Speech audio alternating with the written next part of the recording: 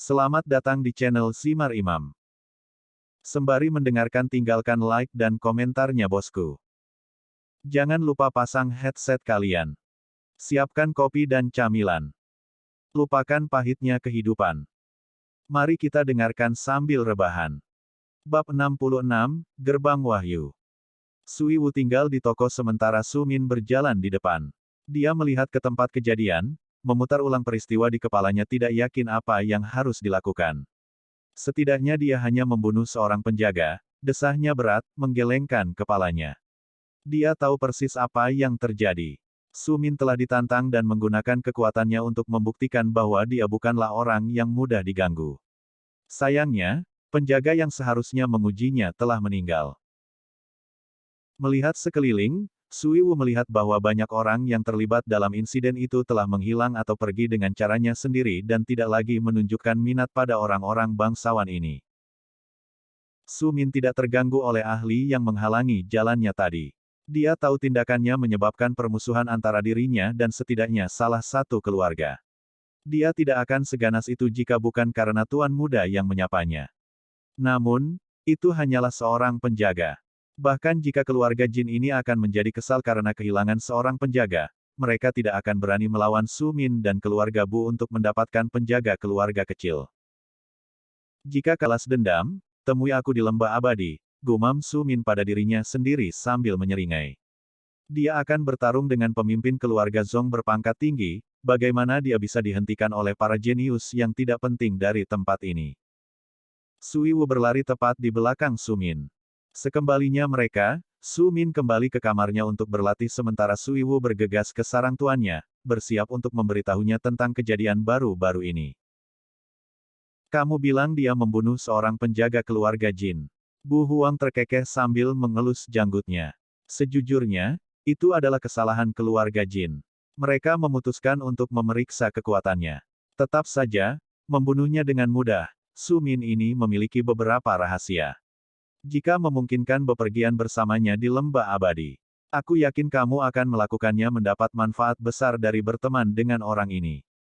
Padahal, kemungkinan besar Anda harus membunuh beberapa anggota Jin di lembah. Bu Huang rupanya tidak mempermasalahkan kematian keluarga Jin. Secara lahiriah semua keluarga besar di kota menjaga hubungan persahabatan satu sama lain, di dalam, hubungan mereka sangat berbeda.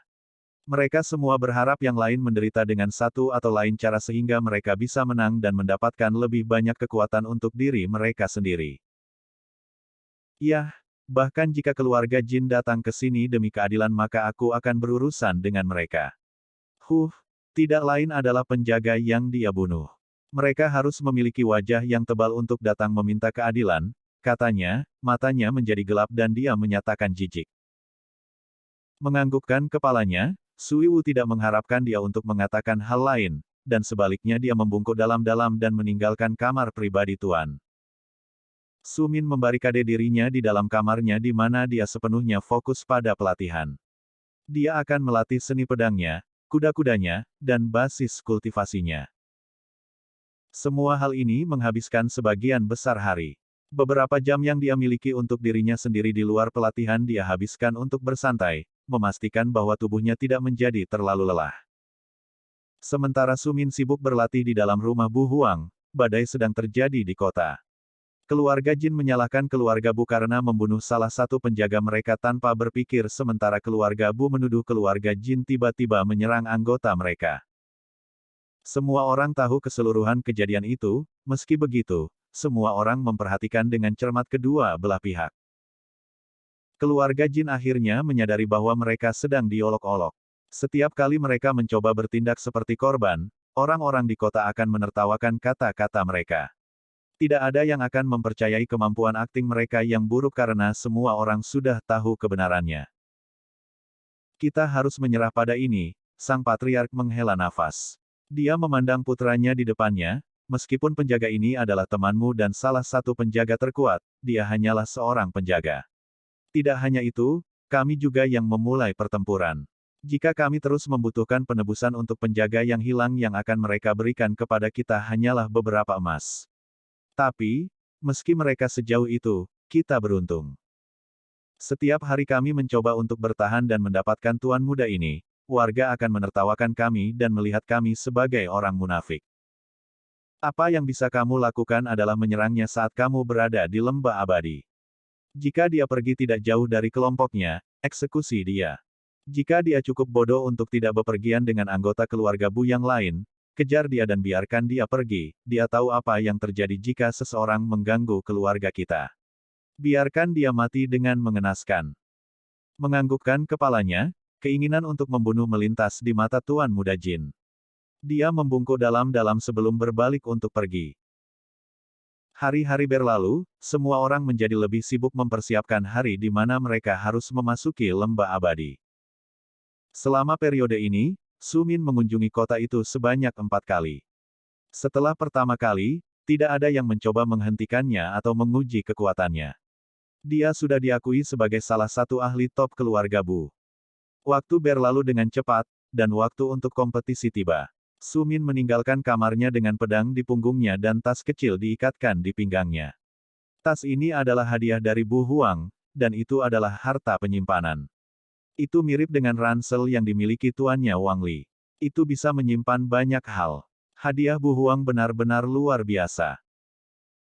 Bagian depan mansion memiliki berbagai gerbong menunggu 10 ahli muda, pergi ke peringkat Immortal Valley. Bahkan Bu Huang dan sekelompok tetua lainnya akan mengikuti mereka. Ini adalah kompetisi terpenting selama 10 tahun terakhir, dengan demikian, mereka ingin melihat apa yang terjadi di lembah abadi. Lembah abadi terletak di bagian barat daya reruntuhan Dewa Abadi. Itu di tengah gurun. Seseorang harus melewati susunan teleportasi untuk mencapainya. Susunan teleportasi ini hanya aktif ketika tiba waktunya untuk peringkat lembah abadi. Juga, itu membatasi berapa banyak orang yang bisa melewatinya. Inilah alasan mengapa setiap keluarga yang memenuhi syarat hanya diperbolehkan membawa orang dalam jumlah tertentu. Perjalanan itu memakan waktu lama. Su Min akan menghabiskan separuh waktunya bersama Bu Huang, berbicara tentang Wang Li atau lembah abadi, menunggu mereka mencapai tujuan. Ada kelompok yang disebut penjaga. Mereka selalu melindungi lembah abadi dan satu-satunya orang yang mampu memasuki lembah di luar peringkat lembah abadi. Mereka juga dapat menemukan siapapun di dalam lembah. Pemeringkatan akan berlangsung selama setahun penuh. Dalam 1 tahun itu, semua orang akan tinggal dalam reruntuhan, menyaksikan kemajuan dan pertempuran anak-anak muda. Beberapa tahun bahkan tidak sepertiga dari yang berpartisipasi ahli bertahan hidup, tahun-tahun lainnya lebih dari setengahnya bertahan. Mari kita berharap Anda akan menjadi salah satu yang selamat. Sambil mendesah berat, Bu Huang melihat keluar dan mengamati banyak gerbong di belakangnya, gerbong yang berisi anggota keluarga dan muridnya. Dia tahu bahwa beberapa dari mereka akan mati. Bahkan menyadari hal ini, dia tahu dia harus membiarkan mereka bergabung. Keberuntungan bisa lebih penting daripada kekuatan, kata Bu Huang tiba-tiba sambil melihat keluar kereta. Beberapa waktu yang lalu, saya juga berpartisipasi dalam peringkat lembah abadi. Saat itu saya adalah seorang pejuang biasa-biasa saja dalam keluarga saya. Lebih dari separuh anggota yang berpartisipasi dapat dengan mudah membunuh saya. Beberapa bahkan tidak perlu berkeringat untuk melakukannya dia. Mata Bu Huang berkabut saat dia mengenang masa lalunya. Ketika kami memasuki lembah, aliansi diputuskan. Hanya yang kuat, tidak masalah dari keluarga mana, bepergian bersama. Orang-orang lemah seperti saya tidak memiliki aliansi. Tidak ada yang ingin kami dalam kelompok mereka sejak kami bisa menyeret mereka ke bawah. Tatapan menghina terlihat di mata Bu Huang, kilasan rasa dingin melewati mereka. Saya meninggalkan yang lain dan melarikan diri secepat mungkin. Saya menghabiskan hari demi hari melarikan diri dari praktisi lain atau binatang iblis besar. Akhirnya, saya mencapai ujung lembah abadi. Di sana saya menemukan formasi aneh di tanah. Di tengah formasi ini ada sebuah gulungan. Saya langsung memutuskan gulungan ini pasti sangat berguna, jadi saya mengambil kesempatan dan memasuki formasi. Aku ingat bagaimana energi memasuki tubuhku dan membangun kembali setiap sel. Kekuatan gulungan itu meningkatkan lebar meridianku dan meningkatkan ukuran dantianku bersamaan dengan energi di dalamnya. Saya terjebak dalam formasi itu selama 3 bulan, tubuh saya terus-menerus disempurnakan. Ketika saya keluar dari formasi, saya bukan lagi yang lemah. Kekuatan saya telah melambung tinggi di langit. Saya memahami gulungan itu dan mempelajari kemampuan khusus. Kemampuan ini membuatku menjadi faksi teratas di kota 1000 bintang. Tuan, bagaimana tepatnya orang-orang di lembah abadi mendapat peringkat? Su Min bertanya dengan rasa ingin tahu. Bu Huang tersenyum. Ada dua tugas yang menentukan pemenang. Pertama, seseorang dapat diberi peringkat tergantung pada berapa banyak harta yang diperoleh seseorang selama berada di dalam lembah. Cara kedua adalah membunuh atau merampok kultivator lain. Sebanyak 100.000 orang akan berpartisipasi di lembah abadi, jadi akan ada banyak orang untuk dirampok. Setelah merampok mereka, pastikan untuk mengambil token yang diberikan oleh penjaga. Token ini bernilai sama dengan 10 harta normal dan 1 harta surgawi. Sejauh yang saya tahu bahkan ada harta ilahi di dalam lembah abadi, tetapi yang harus Anda waspadai, dia memperingatkan pria yang lebih muda, setiap harta dijaga oleh seekor binatang buas. Jika kamu membunuh binatang buas itu, kamu akan mendapatkan harta fana atau surgawi. Tubuh mereka adalah harta karun itu sendiri. Namun, berperang melawan binatang buas, kamu akan mati seketika. Petik 2. Binatang fana bervariasi dalam kekuatan yang setara dari prajurit bintang 1 hingga bintang 4. Binatang buas surgawi memiliki kekuatan prajurit bintang 5 hingga bintang 8 sementara binatang buas adalah prajurit bintang 9.